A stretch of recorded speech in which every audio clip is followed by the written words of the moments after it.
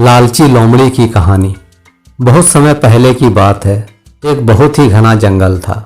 उसमें बहुत सारे जानवर रहते थे, जिसमें एक लोमड़ी भी रहती थी। लोमड़ी बहुत ही लालची किस्म की थी। एक दिन लोमड़ी को बहुत तेज भूख लगी थी। वह भोजन की तलाश में जंगल में भटकने लगी। तभी उसे एक छोटा सा खरगोश दिखा तो लोमड़ी ने सोचा कि यह तो बहुत ही छोटा है, इससे मेरा पेट नहीं भरेगा। मुझे तो कुछ बड़ा शिकार ढूंढना होगा जिसे मैं आराम से बैठकर खा सकूं। यह सोचकर लोमड़ी ने खरगोश का शिकार नहीं किया और आगे निकल गई ताकि कुछ बड़ा और स्वादिष्ट शिकार कर सके। शिकार की खोज करते करते शाम हो गई तो उसे एक हिरन दिखाई दिया। लोमड़ी ने सोचा, वाह, यह तो काफी बड़ा और स्वादिष्ट है, इसका शिकार करती हूँ। यह सोचकर लोमड़ी तेजी से दौड़कर हिरन का शिकार करने उसकी तरफ जाती है, परंतु हिरन उसके हाथ नहीं लगता है।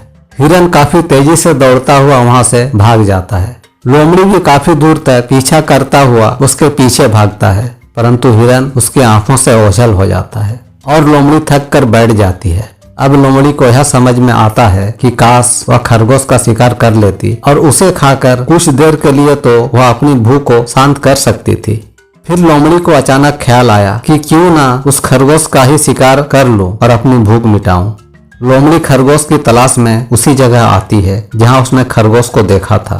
उस जगह पर उसे खरगोश नहीं मिलता है तो वह आसपास की जगह पर खरगोश को ढूंढता है, परंतु उसे कहीं पर भी वह खरगोश नहीं मिलता है।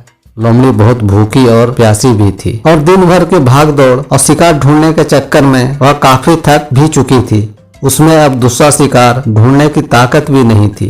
अंत में अपने लालच के चक्कर में लोमड़ी को भूखे पेट ही बिना शिकार किए अपनी गुफा में लौटना पड़ता है।